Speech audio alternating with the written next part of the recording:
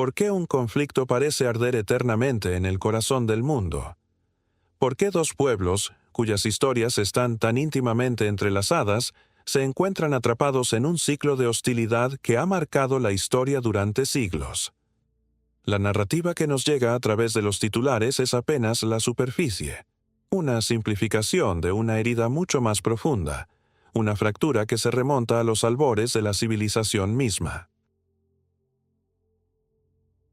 Para entender la guerra, debemos ignorar por un momento los tanques y los tratados modernos, y viajar muy atrás en el tiempo, a las arenas del desierto, bajo un sol abrasador, a la tienda de un solo hombre cuyo legado definiría imperios, religiones y un conflicto que parece no tener fin. Esta no es la historia que crees conocer. Esta es la verdad no contada sobre el origen de todo, la raíz de la que brotan las ramas del pueblo judío y del pueblo árabe. Este viaje a las profundidades de la historia es crucial para comprender el presente que nos rodea. Si estás listo para desentrañar los misterios que los libros de texto a menudo omiten, y si buscas una perspectiva más completa sobre uno de los dramas humanos más largos de la historia, te invito a que le des me gusta a este video y te suscribas a nuestro canal. Lo que estamos a punto de revelar no solo es fascinante, sino esencial. Activa esa campana de notificaciones, porque cada parte de esta saga te acercará más a la verdad completa. Nuestra crónica comienza hace unos 4000 años, en la antigua Mesopotamia, en la ciudad de Ur de los Caldeos. Aquí vivía un hombre llamado Abram, a quien más tarde conoceríamos como Abraham. Él no era un rey ni un conquistador, pero recibió una llamada, una promesa divina que se convertiría en el epicentro de la historia. Se le ordenó dejar sus religiones más grandes del mundo y la casa de su padre, y viajar a una tierra que le sería mostrada, Canaán. La promesa era monumental. De él nacería una gran nación. Su nombre sería engrandecido, y a través de él serían bendecidas todas las familias de la tierra. Este pacto, esta alianza entre lo divino y lo humano, es el punto de partida indispensable. Abraham, conocido en la tradición islámica como Ibrahim, se convierte así en el patriarca, la figura fundacional venerada por igual por judíos, cristianos y musulmanes. Es el padre común, la primera y más trágica de las ironías en esta larga historia de desencuentros. Abraham y su esposa, Sarai, más tarde llamada Sara, emprendieron este viaje de fe hacia lo desconocido. Sin embargo, a medida que los años pasaban, Sara era estéril, la parte más crucial de la promesa envejecía sin una descendencia. El peso del tiempo y la aparente contradicción entre la promesa divina y la realidad biológica crearon una tensión insoportable. Fue en este contexto de desesperación y anhelo que Sara tomó una decisión que, sin que ella lo supiera, alteraría el curso de la historia para siempre. Siguiendo una costumbre de la época, le ofreció a su sierva egipcia, Agar, a su esposo Abraham para que, a través de ella, de esta unión pudiera tener nació un hijo. Ismael, el primogénito de Abraham. Su nombre, que significa Dios oye, era un testimonio del anhelo escuchado. Abraham tenía 86 años y por fin tenía un hijo, un heredero. Parecía que la promesa comenzaba a cumplirse, pero la historia de los orígenes rara vez es sencilla. 13 años después del nacimiento de Ismael, la promesa divina se reafirmó, pero con un giro inesperado y milagroso. Se le anunció a Abraham, que ya tenía casi 100 años, que su esposa Sara, de 90, concebiría y daría a luz a un hijo. La reacción inicial fue de incredulidad, de risa. Y de esa risa nacería el nombre del niño, Isaac, que significa Él ríe. Con el nacimiento de Isaac, el hijo de la promesa directa con Sara, la dinámica familiar se transformó en un crisol de tensiones. La alegría del milagro trajo consigo Sara, la semilla de la discordia, el hijo de la sierva, jugando, quizás burlándose, y un miedo profundo se apoderó de ella. Temía que el primogénito, el hijo de la esclava, compartiera la herencia con su propio hijo, el hijo de la promesa. Su demanda a Abraham fue absoluta y desgarradora. echa a esta sierva y a su hijo, porque el hijo de esta sierva no ha de heredar con mi hijo Isaac. Para Abraham, esta fue una decisión de una angustia indescriptible. Selló el destino. Ismael era su hijo. Se le aseguró a Abraham que en Isaac le sería llamada descendencia, estableciendo su linaje como el portador del pacto principal. Sin embargo, también se le prometió que de Ismael, por ser su descendiente, se haría una gran nación. Y así, con una provisión de pan y un odre de agua, Agar y el joven Ismael fueron enviados al desierto de Beerseba. Este acto de expulsión es uno de los momentos más trágicos y fundamentales de esta historia, donde el tronco familiar se parte en dos ramas principales que crecerían separadas, cada una con su propia narrativa, su propia interpretación de la promesa y su propio destino. Mientras Agar e Ismael vagaban por el desierto hasta que el agua se agotó, enfrentando una muerte casi segura, la tradición islámica cuenta que el llanto del niño hizo brotar un manantial, el pozo de Zamzam. Ismael creció en el desierto, que un día se convirtió en un hábil arquero y, según la fe musulmana, junto a su padre Abraham, reconstruiría la Kaaba, el lugar más sagrado del Islam. Se le considera el antepasado de los pueblos árabes. Mientras tanto, Isaac permaneció en Canaán. Se casó con Rebeca y tuvo dos hijos gemelos, Esaú y Jacob. Fue Jacob, cuyo nombre fue cambiado a Israel después de luchar con un ángel, quien tendría 12 hijos. Se convertirían en los progenitores de las 12 tribus de Israel, el pueblo judío.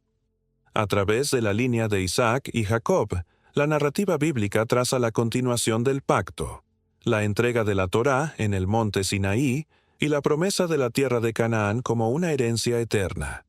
Tenemos entonces a dos hermanos, Ismael e Isaac, nacidos del mismo padre. Uno, el primogénito, nacido de una sierva y destinado a ser padre de una gran nación, de la esposa principal, destinado a heredar el pacto central. Dos pueblos hermanos en su origen, pero separados por una promesa, una herencia y un acto de expulsión que resonaría a través de los milenios. Esta división primordial, esta narrativa de elección y exclusión, se incrustó en la conciencia colectiva de ambos linajes, formando la base mitológica y teológica sobre la cual se construirían identidades, reinos y, eventualmente, conflictos aparentemente irreconciliables. El escenario estaba listo para que la historia comenzara a desarrollarse, una historia de reinos, exilios, profetas y revelaciones que profundizarían aún más la brecha entre los descendientes de los dos hijos de Abraham. No fue un final, sino un comienzo. Con los dos hijos de Abraham separados por la geografía y el destino, sus descendientes emprendieron dos viajes épicos y paralelos que darían forma a sus almas colectivas. Durante milenios, mientras uno de los linajes grababa su historia en los anales de imperios y reinos establecidos, el otro tejía su identidad en el silencio y la inmensidad de las arenas de Arabia. Para comprender la fractura actual, debemos seguir estos dos caminos. Observar cómo sus creencias, leyes y visiones del mundo evolucionaron en respuesta a pruebas y triunfos radicalmente diferentes. La separación física fue solo el primer paso. La verdadera divergencia ocurriría en el corazón de sus experiencias como pueblos. Por un lado, el linaje de Isaac, a través de su hijo Jacob, a quien se le dio el nombre de Israel, se multiplicó en las tierras de Canaán. Su historia temprana no sería de tranquila prosperidad.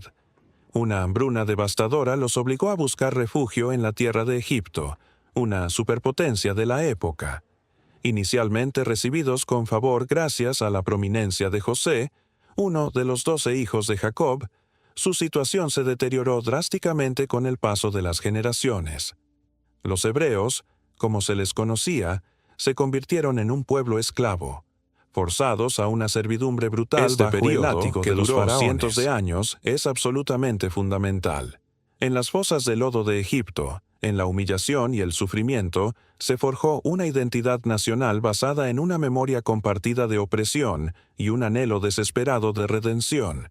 No eran simplemente una familia extendida, se estaban convirtiendo en una nación unificada por el dolor. De esta era de oscuridad surgió una figura destinada a cambiarlo todo: Moisés. Su historia, la de un niño hebreo salvado de un genocidio y criado en la corte del faraón, para luego ser llamado por Dios desde una zarza ardiente, es el pilar del judaísmo. El Éxodo, la liberación milagrosa de la esclavitud en Egipto, no es solo un evento histórico para el pueblo judío, es el acto fundacional de su existencia como nación libre. La dramática confrontación con el faraón, las 10 plagas y el cruce del Mar Rojo son más que relatos, son la prueba tangible de una intervención divina en su historia. Pero la libertad por sí sola no era el objetivo final. El momento culminante de este viaje ocurrió a los pies del monte Sinaí.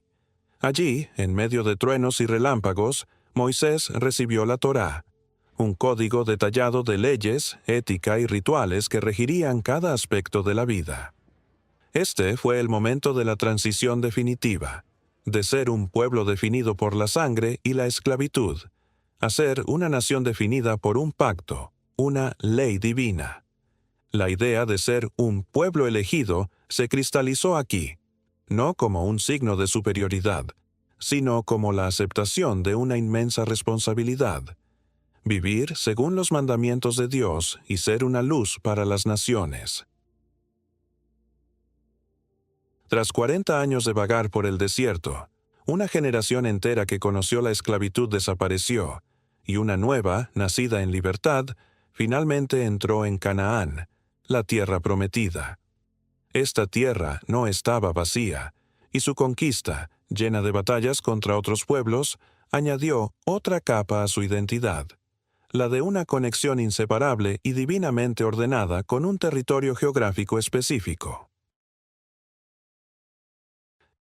Mientras tanto, ¿qué sucedía con los descendientes de Ismael? Su historia se desarrollaba en un escenario completamente diferente: la vasta y a menudo implacable península arábiga. Aquí, no había un poder centralizado como Egipto que los unificara a través de la opresión. En cambio, se desarrollaron como una miríada de tribus nómadas y seminómadas, los beduinos, cuya existencia estaba dictada por el ritmo del desierto. Su identidad no se forjó en la esclavitud, sino en la lucha por la supervivencia, en la lealtad inquebrantable al clan y en un complejo código de honor. La poesía floreció, convirtiéndose en el registro de su historia, sus batallas y sus valores. Eran un pueblo orgulloso, resistente e independiente, conectado por lazos de parentesco y un idioma común. Su espiritualidad, en los siglos previos al Islam, era en gran medida Cada tribu a menudo tenía sus propias deidades y tótems, representados por ídolos. Sin embargo, en el corazón de este paisaje espiritual diverso, existía un punto focal de inmensa importancia: la Meca. Y en la Meca estaba la Kaaba. La tradición islámica sostiene firmemente que fue aquí donde Abraham e Ismael cumplieron la orden de Dios de construir una casa de adoración. Con el tiempo, la Kaaba se convirtió en un santuario que albergaba cientos de ídolos de las diferentes tribus, convirtiendo a la Meca no solo en un próspero centro comercial en las rutas de las caravanas que transportaban incienso y especias, sino también en el centro de peregrinación más importante de toda Arabia. Incluso en esta era de politeísmo, conocida como la Yahiliya o Edad de la Ignorancia, el Dios de Abraham no fue olvidado por completo, siendo conocido como Alá, el Dios Supremo, aunque compartía la devoción con muchas otras deidades menores. Así, los dos caminos divergen claramente. El pueblo de Israel desarrolló una identidad nacional centralizada, monoteísta, basada en una historia de esclavitud, liberación. Su fe estaba codificada en la conquista de una tierra prometida, y su vida religiosa se centraría eventualmente en un solo lugar: el Templo de Jerusalén. Por otro lado, los pueblos árabes desarrollaron una identidad descentralizada y tribal, en gran parte politeísta, forjada por la dureza del desierto y la fluidez del comercio. Su lealtad principal era a la tribu, y aunque compartían un lenguaje y un centro de peregrinación, carecían de la unidad política y religiosa que definía a los israelitas, que se desarrollaban en relativa independencia, ambos semitas, ambos descendientes de Abraham, pero moldeados por experiencias fundamentalmente distintas. Los israelitas establecieron un reino que alcanzaría su apogeo bajo los reyes David y Salomón, con Jerusalén como su gloriosa capital. Los árabes continuaron su existencia tribal, dominando las rutas comerciales y perfeccionando su poesía bajo los cielos estrellados del desierto. El escenario global estaba establecido, con dos ramas de la misma familia habiendo madurado en dos civilizaciones distintas, pero el mundo estaba a punto de cambiar de una manera que nadie podría haber previsto.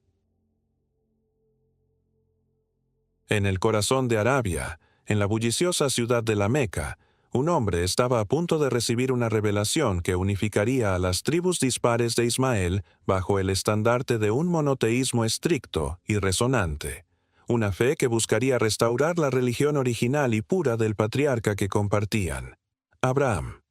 Este evento no solo transformaría a los árabes para siempre, sino que también redefiniría su relación con sus primos, los hijos de Israel, de una manera dramática, mientras los descendientes de Isaac, el pueblo judío, vivían una historia marcada por la creación y destrucción de su templo en Jerusalén, por el exilio bajo los babilonios y la dominación bajo los romanos. Los descendientes de Ismael en Arabia se encontraban en la cúspide de una transformación que nadie podría haber anticipado. A principios del siglo VII, el mundo estaba dominado por dos superpotencias agotadas: el Imperio Bizantino, el remanente del Imperio Romano, y el Imperio Sasánida de Persia. Sus guerras interminables habían creado un vacío de poder en el Medio Oriente. Fue en este escenario, en la península arábiga, considerada por muchos como una periferia cultural y política, donde un evento singular alteraría irrevocablemente el curso de la historia humana. En la ciudad de la Meca, un centro de comercio y peregrinación politeísta, vivía un hombre llamado Mahoma ibn Abdallah, del clan de los Quraysh. Conocido por su carácter reflexivo e íntegro, apodado Al-Amin, el digno de confianza, Mahoma se sentía profundamente perturbado por la decadencia social que percibía a su alrededor, la avaricia, la injusticia hacia los pobres y huérfanos, y sobre todo, la idolatría que había corrompido la Kaaba, el santuario que la tradición decía que había sido construido por Abraham e Ismael. Durante sus retiros meditativos en una cueva en el monte Hira, alrededor del año 610, experimentó una revelación que cambiaría su vida y el mundo. El ángel Gabriel, el mismo que en la tradición judeocristiana anunció el nacimiento de Isaac y Jesús, se le apareció. Le transmitió el primer mensaje de Dios. Este fue el comienzo de las revelaciones que, compiladas, formarían el Corán. El mensaje era a la vez simple y revolucionario. No hay más Dios que Dios. Esta declaración de monoteísmo absoluto, conocida como Tawhid, era un llamado a abandonar los cientos de ídolos tribales y volver a la fe pura y original de Abraham. El Islam, que significa sumisión a la voluntad de Dios, no se presentaba a sí mismo como una religión nueva, sino como la restauración y culminación del mensaje divino que había sido revelado previamente a otros profetas, incluyendo a Moisés y a Jesús. El Corán reconoce la Torá y el Evangelio como escrituras sagradas, refiriéndose a judíos y cristianos con respeto, como la gente del libro, al-Kitab. Sin embargo, la teología islámica sostiene que estos textos habían sido alterados o malinterpretados con el tiempo, y que el Corán era la revelación final y perfecta. Este mensaje de unidad divina venía acompañado de un fuerte énfasis en la justicia social, la caridad y la creación de una comunidad llamado radical equitativa. Encontró una feroz resistencia por parte de la élite de la Meca, cuya riqueza y poder estaban intrínsecamente ligados al sistema politeísta y a la peregrinación a los ídolos de la Kaaba. Mahoma y sus primeros seguidores, un pequeño grupo de conversos, enfrentaron años de persecución, boicot económico y violencia física. La situación se volvió insostenible, culminando en un evento que se convertiría en el punto de inflexión para la naciente fe. Mahoma y su comunidad emigraron de la Meca a la ciudad oasis de Yatrib, a unos 400 kilómetros al norte. Esta migración, conocida como la Hégira, fue tan trascendental que marca el inicio del calendario islámico. La ciudad de Yatrib fue renombrada como Medina, la ciudad del profeta. En Medina, Mahoma ya no era solo un predicador, sino también un estadista y un líder. Allí estableció la primera comunidad-estado islámica, la Ummah, una comunidad unida no por lazos de sangre tribal, sino por la fe compartida. Uno de sus actos más significativos fue la redacción de la Constitución de Medina, un pacto que establecía los derechos y deberes de todos los habitantes de la ciudad, incluyendo a las varias tribus judías que habían vivido allí durante generaciones. Inicialmente, las relaciones eran de coexistencia y esperanza. Al ver a los judíos como compañeros monoteístas que adoraban al mismo Dios de Abraham, esperaba que lo aceptaran como el último de una larga línea de profetas. Las primeras prácticas musulmanas incluso mostraban esta afinidad. Los musulmanes rezaban mirando hacia Jerusalén y observaban prácticas de ayuno similares. Sin embargo, esta alianza potencial pronto se desmoronó. Las tribus judías de Medina, con su propia y rica tradición teológica y escritural, no reconocieron a Mahoma como un profeta de su linaje, ni aceptaron el Corán como una revelación divina. Surgieron disputas teológicas y, más importante aún, tensiones políticas. A medida que la comunidad musulmana crecía en poder e influencia, las alianzas tribales tradicionales se vieron amenazadas. En el contexto de la guerra entre los musulmanes de Medina y los politeístas de la Meca, surgieron acusaciones de traición contra algunas de las tribus judías, acusándolas de conspirar con los enemigos. Estos conflictos llevaron a una ruptura dolorosa y violenta, que resultó en la expulsión de dos de las principales tribus judías y la subyugación de una tercera. Este episodio dejó una profunda cicatriz en las relaciones judeo-musulmanas tempranas.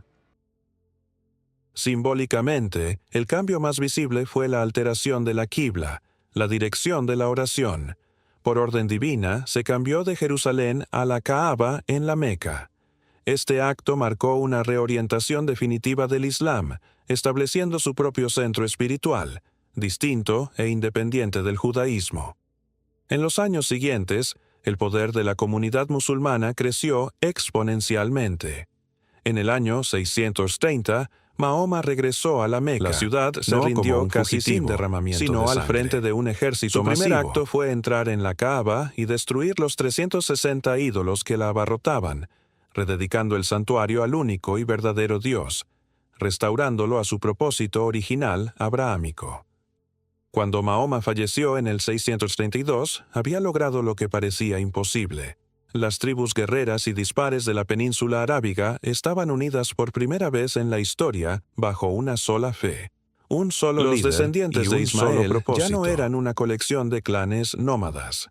Eran ahora el corazón de un nuevo y dinámico imperio. Este poder unificado, forjado en el crisol de la revelación y el conflicto, estaba a punto de desbordarse de las fronteras de Arabia. Su mirada se volvió hacia el norte, hacia las tierras de los antiguos imperios, hacia los territorios que los hijos de Israel habían llamado durante mucho tiempo su hogar. La era de los patriarcas y profetas compartidos había terminado. La era de los califas y los imperios estaba a punto de comenzar, y el primer gran escenario de su encuentro sería la misma tierra prometida a Abraham miles de años antes. La muerte del profeta Mahoma en el año 632 no detuvo el impulso que había encendido. Por el contrario, lo catalizó. La Arabia unificada era como una flecha tensada en un arco, y bajo el liderazgo de los sucesores del profeta, los califas, esa flecha fue disparada con una fuerza y precisión asombrosas. La energía que había unido a las tribus ahora se proyectaba hacia el exterior, en una de las expansiones militares más rápidas y exitosas de la historia. Los objetivos eran los imperios colosales pero decadentes que flanqueaban Arabia, Bizancio y Persia. Impulsados por una combinación de fervor religioso, ambición política y la promesa de las riquezas de tierras más fértiles, los ejércitos árabes surgieron del desierto y cambiaron el mundo. El primer gran choque tuvo lugar en el año 636 en la batalla de Yarmuk. Allí, en las gargantas del río Yarmuk, un ejército musulmán, superado en número pero tácticamente brillante y con una moral inquebrantable, aniquiló a las fuerzas del emperador bizantino. No fue una simple incursión, fue un terremoto geopolítico. Abrió las puertas de toda la región de Siria y Palestina al califato islámico. Ciudad tras ciudad cayeron, y en el año 637 o 638, los ejércitos musulmanes llegaron a las puertas de la ciudad más preciada de todas, Jerusalén. A diferencia de las sangrientas conquistas que la ciudad había sufrido en el pasado, su captura fue notablemente pacífica. El califa Umar ibn al-Jattab, el segundo sucesor de Mahoma, viajó personalmente desde Medina para aceptar la rendición de la ciudad de manos del patriarca cristiano Sofronio. Este momento fue decisivo. Para cimentar los términos de la rendición, se redactó un acuerdo conocido como el Pacto de Umar.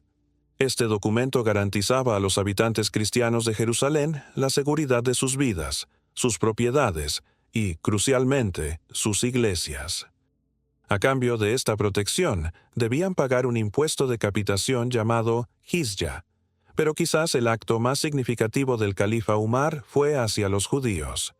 Durante siglos, bajo el dominio cristiano bizantino, a los judíos se les había prohibido vivir en Jerusalén. Umar no solo revirtió esta prohibición, sino que invitó a las familias judías a regresar y establecerse en la Ciudad Santa.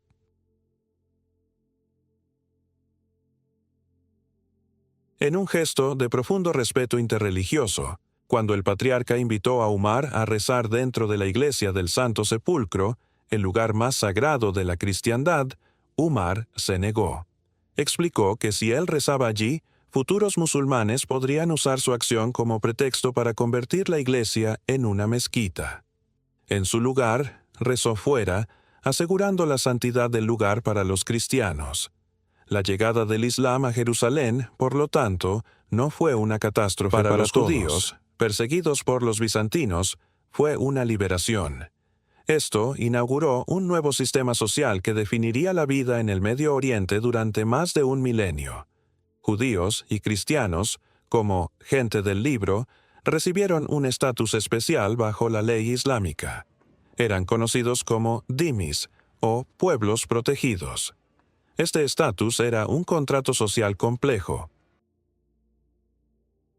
Se les permitía practicar su fe, mantener sus lugares de culto y aplicar sus propias leyes religiosas en asuntos comunitarios como el matrimonio y la herencia. Disfrutaban de una autonomía comunal y una seguridad física que a menudo superaba con creces la que los judíos habían conocido en la Europa cristiana. Sin embargo, no era una relación de igualdad. Los dhimis eran ciudadanos de segunda clase.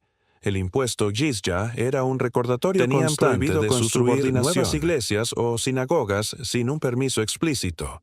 Sus testimonios en la corte a menudo valían menos que los de un musulmán, y estaban sujetos a una serie de regulaciones sociales que reforzaban su estatus inferior. Era una coexistencia pragmática. Tolerancia a cambio de sumisión. Bajo el dominio de las dinastías Omeya y Abbasí, el mundo islámico entró en una edad de oro. Con la capital trasladada a Damasco y luego a la magnífica ciudad de Bagdad, se produjo una explosión de conocimiento y cultura. Los eruditos musulmanes tradujeron y preservaron las obras de los filósofos griegos, hicieron avances monumentales en matemáticas, astronomía, medicina y óptica. Y en este florecimiento intelectual, los eruditos judíos no solo participaron, sino que fueron figuras centrales. Filósofos judíos como Saadia Gaon escribieron sus obras maestras en lugares como Al-Ándalus, la España musulmana, Maimónides, uno de los pensadores judíos más importantes de todos los tiempos, se desempeñó como médico en la corte del sultán y escribió su Guía de los Perplejos en árabe, fusionando la filosofía aristotélica con la teología judía. Fue una era de una simbiosis cultural sin precedentes, donde las mentes más brillantes del judaísmo y el islam dialogaban en un lenguaje intelectual común. Sin embargo, al mismo tiempo que esta coexistencia intelectual florecía, el paisaje físico y espiritual de Jerusalén se estaba transformando de una manera que crearía una tensión permanente. A finales del siglo VII, el califa Omeya Abd al-Malik ordenó la construcción de dos magníficas estructuras en el lugar más sagrado del judaísmo, el monte del templo, el sitio donde se habían erigido los templos de Salomón y Herodes. En este lugar, conocido por los musulmanes como Haram al-Sharif o el noble santuario, se erigió la cúpula de la roca, con su deslumbrante cúpula dorada, y la mezquita de Al-Aqsa. Para el Islam, estos edificios cimentaban la importancia de Jerusalén como su tercera ciudad más santa, el lugar desde el cual el profeta Mahoma ascendió a los cielos en su viaje nocturno. Eran una poderosa declaración arquitectónica de la permanencia y el triunfo del Islam. Para el pueblo judío, el impacto fue profundo. El epicentro de su universo espiritual, el lugar hacia el que habían rezado durante siglos de exilio, estaba ahora dominado por los símbolos de otra fe. Aunque todavía podían visitar los alrededores y rezar en el Muro de las Lamentaciones, el control simbólico y físico del monte mismo les había sido arrebatado. Este acto de construcción, aunque no violento, incrustó una fuente de conflicto religioso en el corazón mismo de la ciudad santa. Durante los siguientes 400 años, se estableció un orden. El Medio Oriente era abrumadoramente musulmán en su gobierno y cultura. Las comunidades judías y cristianas sobrevivieron y, en ocasiones, prosperaron bajo este dominio, contribuyendo al tejido de la civilización, pero siempre en una posición de subordinación. Sin embargo, este equilibrio, una compleja danza de tolerancia y dominación, estaba a punto de ser destrozado. Al otro lado del Mediterráneo, en Europa, una nueva y ferviente energía religiosa se estaba gestando. Los relatos de los peregrinos y el deseo de recuperar el control cristiano sobre la tierra donde Jesús había caminado encendieron una llama de fervor militante. El Papa Urbano II estaba a punto de hacer un llamado que desataría una tormenta de acero y fe sobre el Medio Oriente. Las cruzadas estaban llegando, y con ellas una nueva era de derramamiento de sangre que redefiniría violentamente la relación entre judíos, cristianos y musulmanes para siempre. El orden establecido en el Medio Oriente, una estructura de poder musulmán con minorías judías y cristianas protegidas pero subordinadas, había perdurado durante más de 4 siglos. Era un sistema imperfecto, a menudo tenso, pero relativamente estable. Sin embargo, en el año 1095, en el Concilio de Clermont en Francia, el Papa Urbano II pronunció un sermón que desataría un huracán de fervor religioso y ambición militar desde el corazón de Europa. Con la promesa del perdón de los pecados y la oportunidad de obtener tierras y gloria, llamó a los caballeros de la cristiandad a tomar la cruz y marchar hacia el este para liberar la Tierra Santa del dominio musulmán. El grito de guerra, Deus vult, Dios lo quiere, resonó por todo el continente, y una era de guerra santa sin precedentes estaba a punto de comenzar. Antes de que los ejércitos de los príncipes y nobles pudieran organizarse, una primera ola caótica conocida como la Cruzada de los Pobres se puso en marcha. Liderada por predicadores como Pedro el Ermitaño, esta turba de campesinos y gente común mal equipada canalizó su fervor no contra los musulmanes lejanos, sino contra los infieles que tenían más cerca, las prósperas comunidades judías de Renania.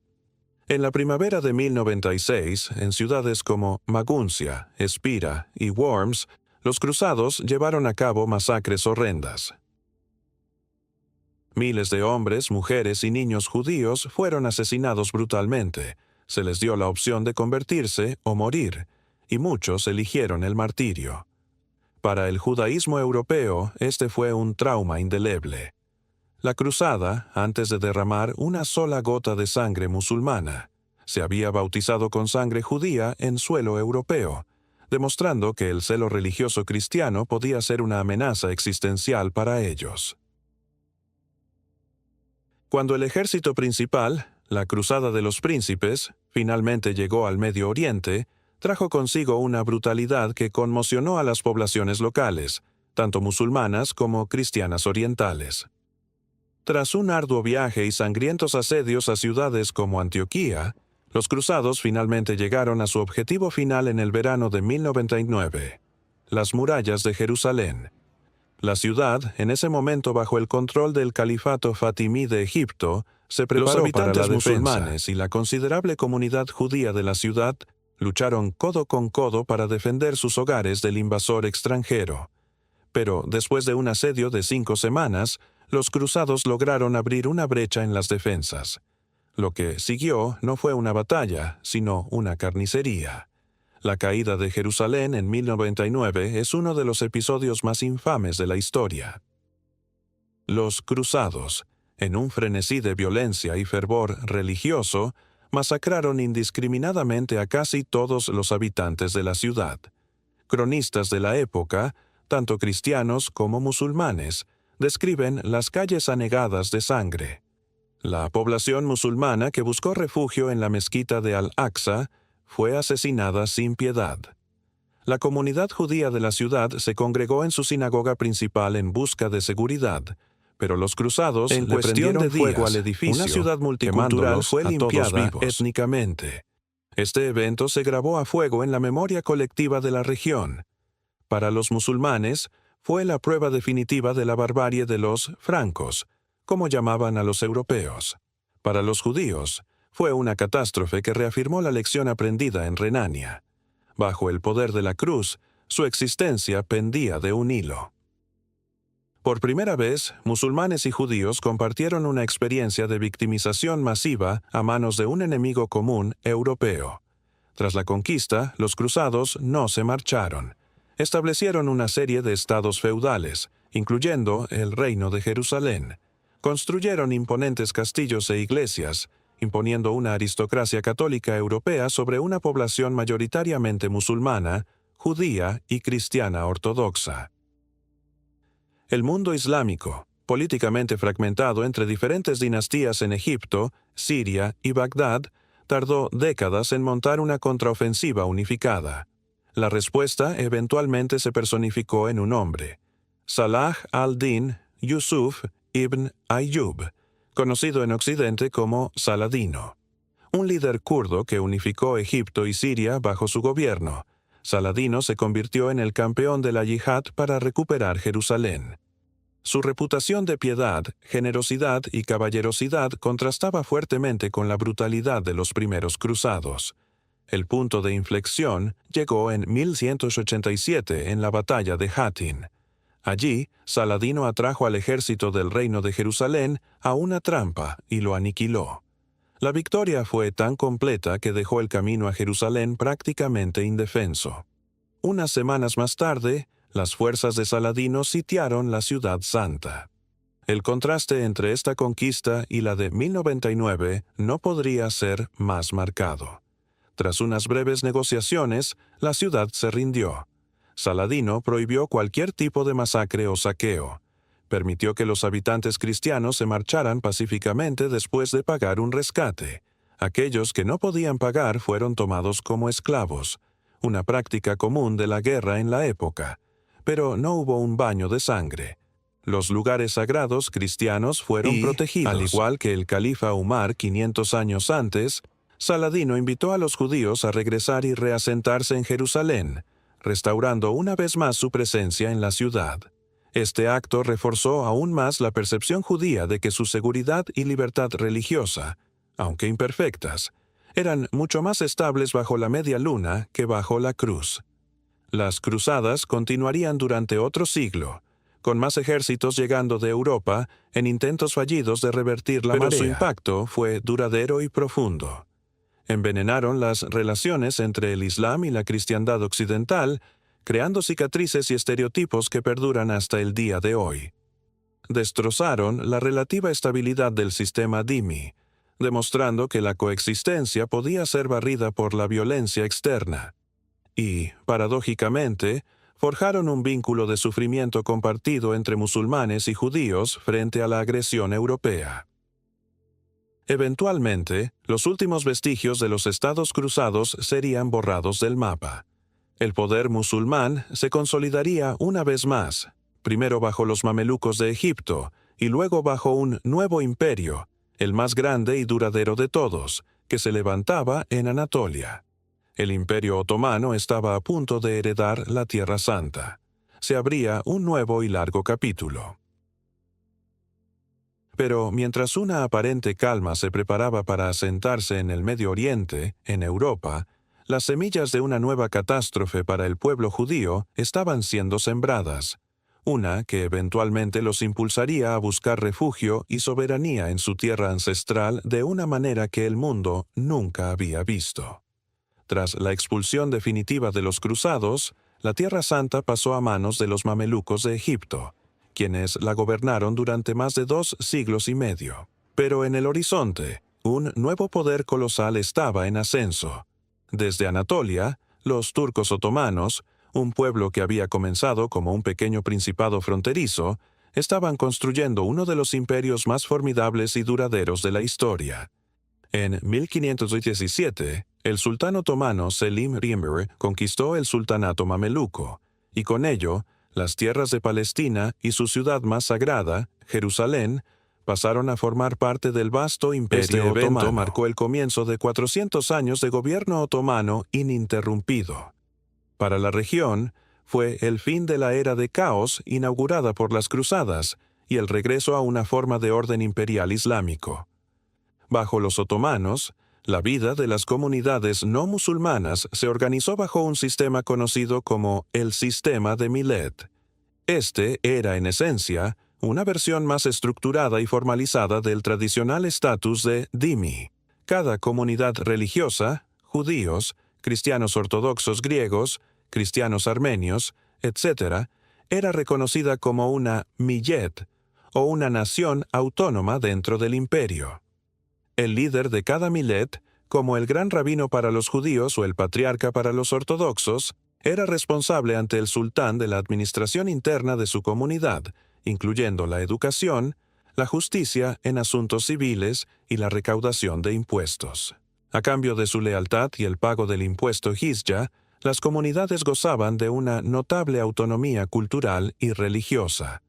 Podían dirigir sus propias escuelas, hablar sus propios idiomas y vivir de acuerdo con sus propias leyes, siempre y cuando no desafiaran la supremacía del Islam y la autoridad del sultán.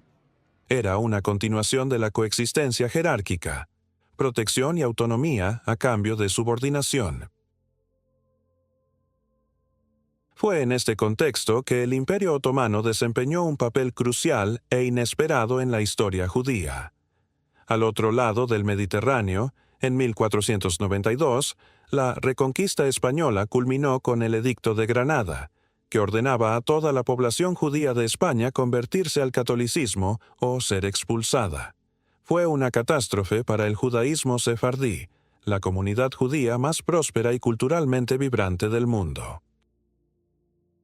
Mientras la Europa cristiana les cerraba las puertas, el sultán otomano Bayezid II las abrió de par en par. Vio en los refugiados judíos una oportunidad, no una amenaza. Envió a la marina otomana para rescatarlos y les dio la bienvenida en todo su imperio. Cientos de miles de judíos sefardíes, con sus conocimientos en medicina, comercio, imprenta y diplomacia, se establecieron en ciudades como Estambul, Salónica y ciudades como Safed, en las colinas de Galilea, experimentaron un renacimiento espectacular, convirtiéndose en el centro mundial de la Cábala, el misticismo judío. Esta afluencia de sefardíes revitalizó la presencia judía en la región, que se unió a las comunidades judías de habla árabe, mustarrabim, que habían vivido allí durante siglos. Durante los siguientes 3 siglos, el Imperio Otomano proporcionó un marco de relativa estabilidad. Sin embargo, para el siglo XIX, el coloso otomano estaba en un estado de lento pero inexorable declive. La corrupción interna, el estancamiento tecnológico y una serie de derrotas militares ante las potencias europeas en ascenso le valieron el ominoso apodo de «el hombre enfermo de Europa». Estas potencias europeas, como Gran Bretaña, Francia y Rusia, comenzaron a intervenir cada vez más en los asuntos otomanos, a menudo bajo el pretexto de proteger. Esta intromisión extranjera no solo debilitó al sultán, sino que también sembró la desconfianza entre los diferentes grupos religiosos que ahora miraban a patrones externos en busca de apoyo. En un intento por modernizarse y sobrevivir, el gobierno otomano lanzó una serie de reformas conocidas como el Tanzimat, que sobre el papel prometían igualdad ante la ley para todos los ciudadanos, independientemente de su fe, eliminando formalmente el estatus de dhimmi. En la práctica, sin embargo, estas reformas fueron difíciles de implementar y a menudo se encontraron con la resistencia local. Fue en este caldo de cultivo de declive imperial e interferencia europea que dos ideas nuevas y explosivas, importadas de Europa, comenzaron a echar raíces: el nacionalismo. La primera fue el nacionalismo árabe. A finales del siglo XIX, intelectuales árabes en ciudades como Beirut y Damasco, inspirados por la Revolución Francesa y el romanticismo europeo, comenzaron a soñar con un renacimiento cultural y político árabe. Anhelaban liberarse del dominio turco otomano y crear una nación o Estado árabe moderno e independiente. Esta era una identidad nueva, secular, que trascendía la lealtad a la tribu o a la fe, y se basaba en una lengua y una herencia cultural compartidas. Al mismo tiempo, una forma aún más intensa de nacionalismo estaba naciendo entre el pueblo judío de Europa. A pesar de haber obtenido la igualdad de derechos en muchos países, los judíos europeos se enfrentaban a una nueva y virulenta forma de odio racial: el antisemitismo. Los pogromos, masacres organizadas contra comunidades judías en el Imperio ruso a finales del siglo XIX, convencieron a muchos de que la asimilación era una ilusión y que nunca estarían seguros. De esta desesperación surgió el sionismo político moderno, cuyo principal arquitecto fue un periodista vienés llamado Theodor Herzl. Su manifiesto, El Estado Judío, argumentaba de manera contundente que la única solución a la cuestión judía era que los judíos dejaran de ser una anomalía y se normalizaran como pueblo, estableciendo su propio Estado soberano en su patria histórica, Sion, la tierra de Israel. En 1897, el primer congreso sionista en Basilea, Suiza, convirtió esta idea en un movimiento político global con un objetivo claro: establecer un hogar para el pueblo judío en Palestina, garantizado por el derecho público. Así, al amanecer del siglo XX, el escenario estaba preparado para una tragedia inevitable. El Imperio Otomano, el antiguo contenedor que había mantenido a los diferentes pueblos juntos, se estaba desmoronando. En su interior, un incipiente movimiento nacionalista árabe comenzaba a exigir la autodeterminación, y desde el exterior, un movimiento nacionalista judío, organizado, financiado y desesperadamente motivado, se preparaba para regresar a la misma tierra con el objetivo de construir una nación. Los dos pueblos, descendientes de Abraham, que habían convivido durante siglos en una relación jerárquica pero funcional, estaban ahora en una trayectoria de colisión. El antiguo conflicto religioso estaba a punto de ser reemplazado por algo mucho más moderno y volátil: el choque de dos movimientos nacionales que reclamaban el mismo territorio como su patria exclusiva. La Primera Guerra Mundial estaba a la vuelta de la esquina, y con ella, las promesas contradictorias de las potencias mundiales que echarían gasolina a un fuego que apenas comenzaba a arder. El frágil equilibrio del Imperio Otomano, que ya se tambaleaba bajo el peso de su propio declive, se hizo añicos por completo en 1914 con el estallido de la Primera Guerra Mundial. Al tomar la fatídica decisión de aliarse con las potencias centrales de Alemania y Austria-Hungría, el sultán selló el destino de su imperio. De la noche a la mañana, las tierras de Palestina se transformaron de una provincia relativamente tranquila en un frente de batalla estratégico, y su futuro se convirtió en una moneda de cambio en el juego de ajedrez de las grandes potencias. Fue en este momento de desesperación y oportunidad que Gran Bretaña, ansiosa por ganar la guerra a cualquier costo, tejió una red de engaños y promesas contradictorias que enredaría el destino de judíos y árabes para siempre. La primera promesa fue hecha a los árabes. Para debilitar a los otomanos desde dentro, los británicos buscaron encender una revuelta en el corazón árabe del imperio. Entre 1915 y 1916, Sir Henry McMahon, el alto comisionado británico en Egipto, intercambió una serie de cartas con Hussein bin Ali, el jerife de la Meca y guardián de los lugares sagrados del Islam. En esta correspondencia, McMahon prometió el apoyo británico para la creación de un gran Estado árabe independiente después de la guerra, si el jerife Hussein lideraba a su pueblo en una rebelión contra sus gobernantes turcos. Inspirados por esta promesa, los hijos de Hussein, Faisal y Abdullah, junto con el oficial de enlace británico T.E. Lawrence, conocido como Lawrence de Arabia, lanzaron la revuelta árabe. Lucharon y murieron en el desierto, atacando guarniciones otomanas y saboteando el ferrocarril del Hiyaz, creyendo firmemente que su sacrificio sería recompensado con la libertad y la unificación de la nación árabe. Sin embargo, las cartas de McMahon contenían una ambigüedad deliberada y fatal. Las fronteras exactas del futuro Estado árabe nunca se definieron claramente, y los británicos afirmarían más tarde que Palestina, debido a los intereses especiales de otras naciones, había quedado excluida de la promesa. Para los árabes, esto fue una artimaña semántica, una traición flagrante. La segunda promesa, hecha en secreto, revela la verdadera intención imperial. Mientras animaban a los árabes a luchar por su independencia, los diplomáticos británicos y franceses se reunían en secreto para repartirse el botín. En 1916, Sir Mark Sykes y François-Georges Picot dibujaron una línea en el mapa del Medio Oriente. El acuerdo Sykes-Picot estipulaba que, tras la guerra, Francia tomaría el control de Siria y Líbano, mientras que Gran Bretaña se quedaría con Irak y lo que hoy es Jordania. ¿Y Palestina? Debido a su importancia religiosa para las tres fes, se designó para ser puesta bajo una administración internacional. Este acuerdo secreto, que contradecía directamente las garantías dadas al jerife Hussein, fue expuesto al mundo por los bolcheviques tras la Revolución Rusa, revelando la duplicidad de las potencias aliadas y sembrando una profunda y duradera desconfianza en el mundo árabe. La tercera promesa fue la más incendiaria de todas. En 1917, con la guerra en un punto muerto sangriento, el gobierno británico buscaba cualquier ventaja posible. Necesitaban el apoyo de la comunidad judía mundial, especialmente en Estados Unidos y Rusia, y estaban siendo intensamente presionados por líderes sionistas en Londres, como el carismático químico Chaim Weizmann, quien había contribuido significativamente al esfuerzo de guerra británico.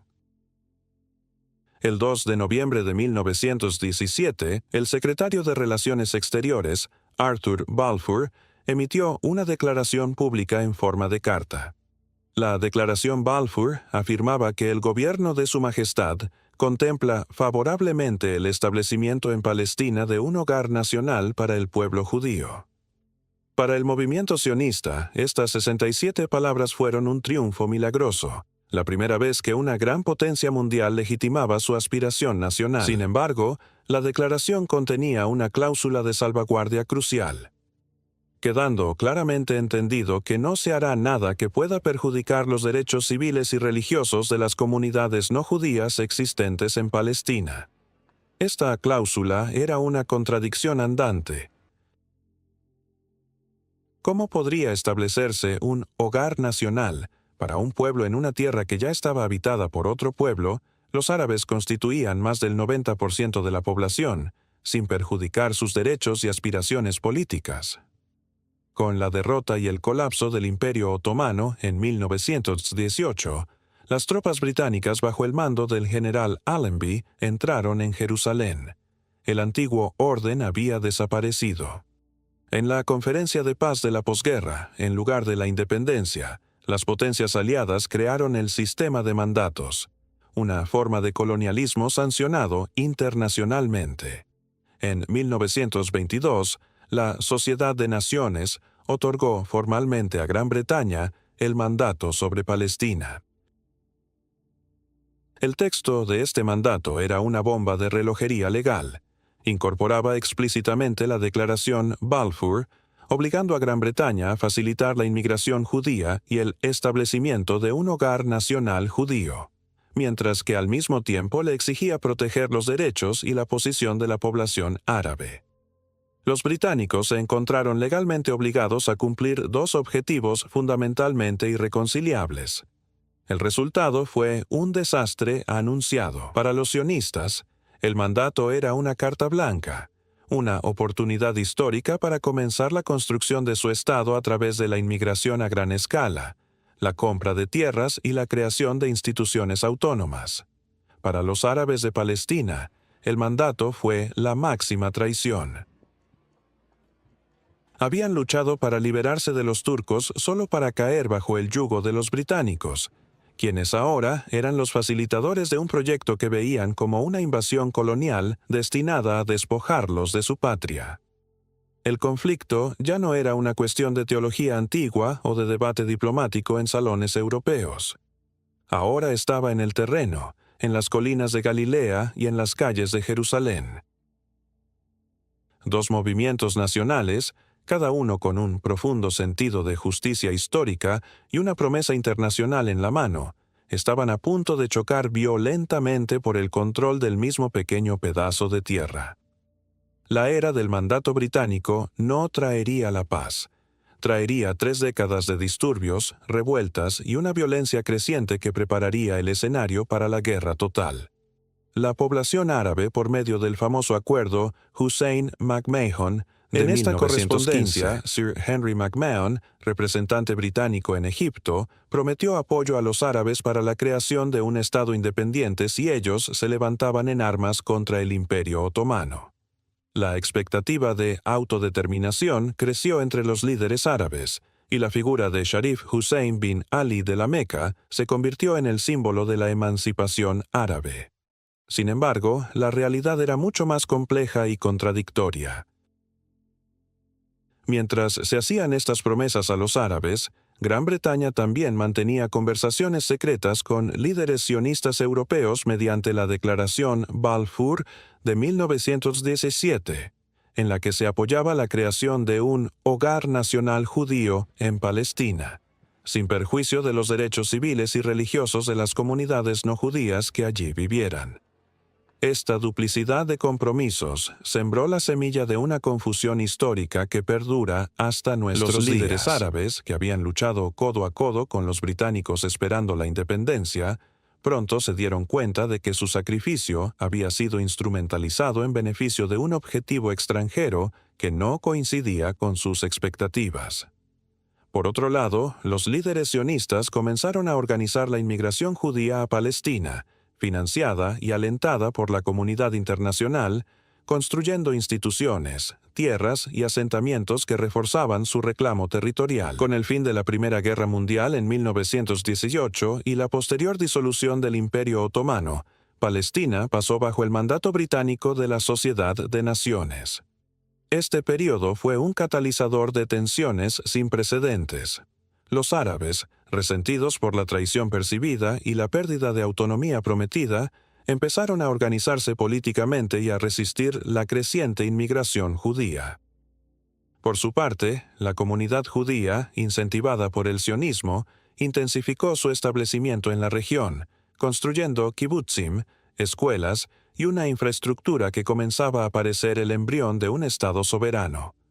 La década de 1920 vio estallar los primeros enfrentamientos violentos. Las protestas árabes se transformaron en disturbios y luego en enfrentamientos abiertos contra los asentamientos judíos y las autoridades británicas. La violencia alcanzó un nuevo nivel durante las revueltas árabes de 1920 y 1929, con episodios trágicos como las masacres de Hebrón y Safed, donde comunidades enteras fueron atacadas y desplazadas. Por su parte, la población judía empezó a organizarse militarmente, dando origen a las primeras milicias que más tarde se convertirían en grupos defensivos y políticos decisivos en la creación del futuro Estado de Israel. Mientras tanto, el mundo fuera de Palestina observaba con atención y a menudo con indiferencia. La Liga de Naciones, recién formada, otorgaba legitimidad internacional al mandato británico, pero no tenía medios efectivos para garantizar la paz ni la justicia entre las comunidades enfrentadas. Las promesas de autonomía árabe se diluían frente a la consolidación de instituciones sionistas, y la frustración de los árabes se transformaba en un nacionalismo que se radicalizaba con cada generación. La paradoja de un territorio pequeño, con historia milenaria y valor simbólico para múltiples pueblos y religiones, se convertía en un campo de experimentación de políticas coloniales, intereses geopolíticos y movimientos identitarios. El estallido de la Segunda Guerra Mundial añadió otra capa de complejidad. Mientras Europa se consumía en el horror del nazismo, la comunidad judía de Palestina crecía en determinación y número, impulsada por la necesidad de un refugio seguro frente al genocidio que consumía a millones de sus hermanos en Europa. Al mismo tiempo, los árabes de Palestina, cansados de la inmigración acelerada y la administración británica percibida como parcial, intensificaban su resistencia. Los enfrentamientos entre ambas comunidades no solo eran sobre tierra, sino sobre la memoria, la supervivencia y la legitimidad histórica. En 1947, la ONU propuso un plan de partición, buscando una solución que dividiera el territorio entre un Estado judío y uno árabe. Para los líderes judíos era una oportunidad histórica para cumplir el sueño de Herzl, la soberanía nacional en la tierra de sus ancestros. Para los árabes era una traición a sus expectativas de independencia y autodeterminación, una imposición extranjera que ignoraba su mayoría demográfica y su presencia histórica continua. La respuesta inmediata fue la guerra civil entre comunidades, preludio del conflicto árabe-israelí que se prolongaría durante décadas. La Declaración de Independencia de Israel en 1948 desencadenó la primera guerra árabe-israelí. Con la invasión de fuerzas de Egipto, terminó con el armisticio de 1949 pero dejó profundas cicatrices, cientos de miles de palestinos desplazados, ciudades y aldeas destruidas, y una narrativa de pérdida y derecho al retorno que todavía alimenta la memoria colectiva árabe. Por otro lado, Israel consolidó su territorio, creando un Estado soberano, pero también una responsabilidad histórica y militar que lo acompañaría desde entonces.